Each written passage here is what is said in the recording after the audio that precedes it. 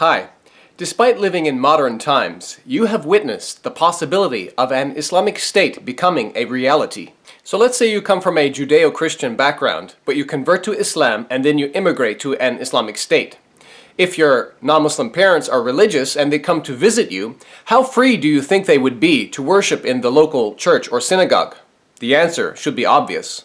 Today's Islamic State is proof that whenever Islam becomes powerful in any country, you can usually say goodbye to non-Muslim religious sites. In fact, the Islamic State has captured and destroyed many churches in northern Iraq. Some examples are the St. George Monastery, the St. Ephraim Church, and also other churches in neighboring Syria. The Islamic trend is clear. When the situation is favorable to Islam, non-Muslim minorities will lose their religious sites to an Islamic State. However, in defense of Islam, you will often hear so-called moderate Muslims claiming that today's Islamic State is not permitted to destroy, capture, and possess non-Muslim religious sites. And they back their defense by quoting Quran chapter 22 verse 40, which says, الذين أخرجوا من ديارهم بغير حق إلا أن يقولوا ربنا الله ولولا دفع الله الناس بعضهم ببعض لهدمت صوامع وبيع وصلوات ومساجد يذكر فيها اسم الله كثيرا ولينصرن الله من ينصره إن الله لقوي عزيز. Which translates as, those who have been expelled from their homes unjustly only because they said, "Our Lord is Allah." For had it not been that Allah checks one set of people by means of another, monasteries, churches, synagogues, and mosques, wherein the name of Allah is mentioned much, would surely have been pulled down. Verily, Allah will help those who help His cause. Truly, Allah is all-strong, almighty. So regarding this Islamic destruction, capture, and possession of non-Muslim religious sites, who is correct, the so-called moderate Muslims or the Islamic State? I think to answer that question, we need to refer to Muhammad.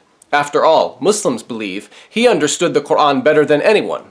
Well, this is the Kaaba in Mecca. It was a non-Muslim place of worship, but Muhammad converted it into a mosque. We read about this conversion in his biography titled The Sealed Nectar. Page 394 says, quote, "It," meaning the Kaaba, "was unfortunately infested with idols that numbered 360. He," meaning Muhammad, "knocked them down with his bow while reciting the verse of the noble Quran, وَقُلْ جَاءَ الْحَقُّ وَزَهَقَ الْبَاطِلِ إِنَّ الْبَاطِلَ كَانَ زَهُوقًا," which translates as, "And say, truth has come and falsehood has vanished. Surely, falsehood is ever bound to vanish." Quran chapter 17, verse 81. You see, before the rise of Islam, the Kaaba in Mecca was revered as a sacred pagan sanctuary, a pilgrimage site, and a shrine containing hundreds of idols. Muhammad's tribe, the Quraysh, was in charge of the Kaaba.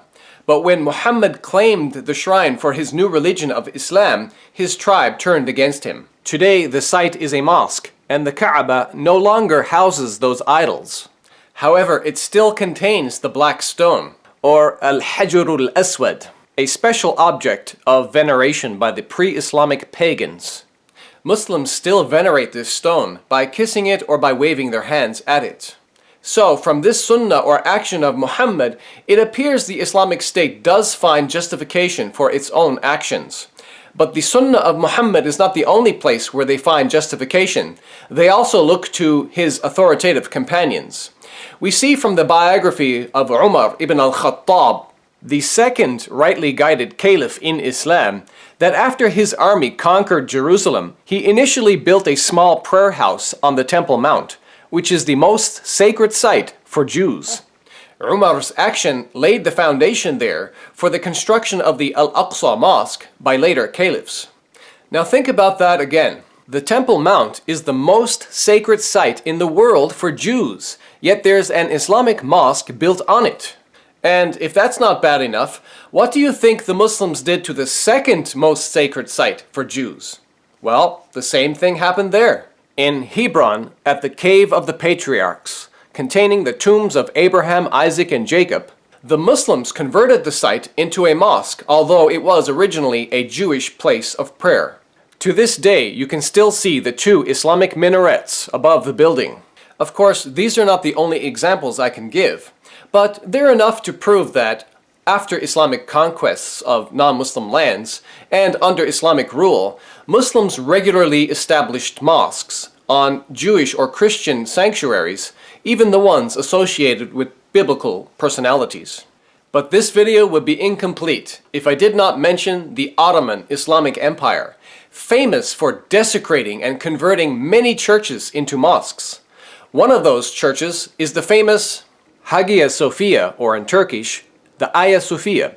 It was a very important Eastern Orthodox Christian church because it was a cathedral and the seat of the Patriarch of Constantinople, a spiritual leader for Eastern Orthodox Christians.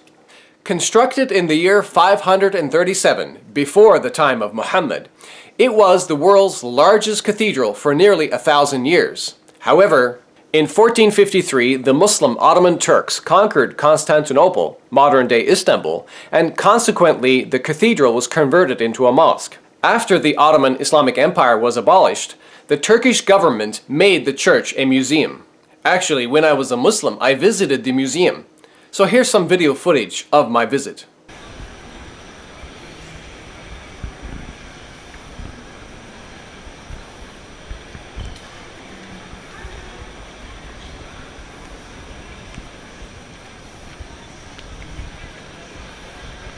Here we are just entering the Hagia Sophia, which was once the main church, the largest church in the world in the Byzantine Eastern Roman Empire, and also an Ottoman mosque during the Ottoman Empire, and now it's a museum.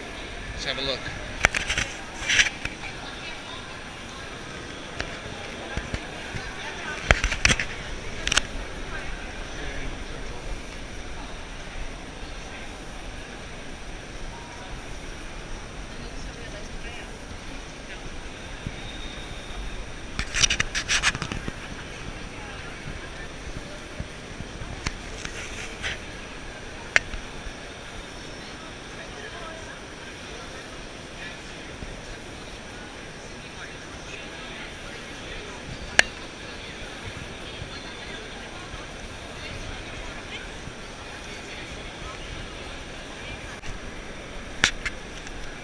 There's the, what do you call it, paintings or frescoes or murals, I'm not sure what they call it, but this is from the original time of the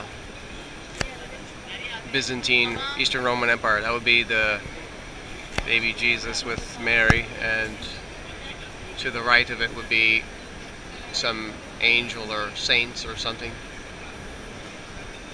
And just up there you can see maybe an angel as well.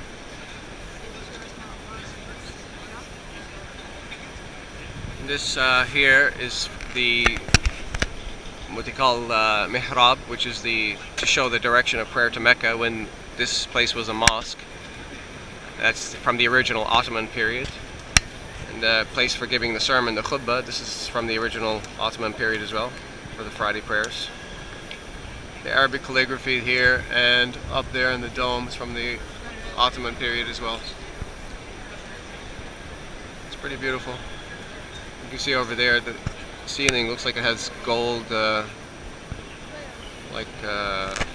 gold plated or something, I'm not sure. It's really beautiful.